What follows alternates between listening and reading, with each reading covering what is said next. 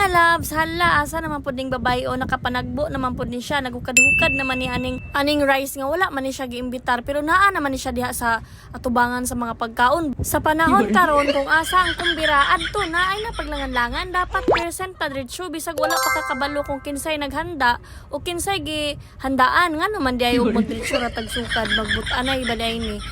Sa kalisod sa panahon karon malipay na gitag na maghanda kay mga libre na gid atong pagkaon sa isa ka adlaw katulok ka beses mukahon man gyud ta. So dapat kung naanay nag-aso-aso diya sa inyong silingan, adto na dayon largahin na kay para malibre gid ang pagkaon. Mahal ra ba kayo paliton mga pagkaon karon. So kung kinsa may naghanda diya ay napagduha-duha diretso na uy. Karong panahon na pabagaay na nang gyud tagdagway no para makasurvive tas kalisod sa kalibutan.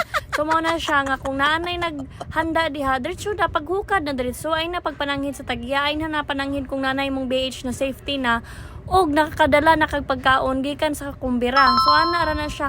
Dapat wise sa takarong panahon na dili na ta magpadala sa atong gibati nga magunulaw ta.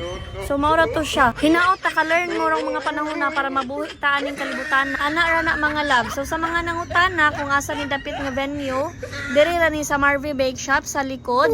So sa katong mga nay upcoming event nga wala pa mo ka-decide kung asa ang venue, so pwede ra kay mo mag-inquire diri sa Marvy Bake Shop kay naami ma-offer sa inyo nga pwede ninyo ma-venuehan sa inyong event.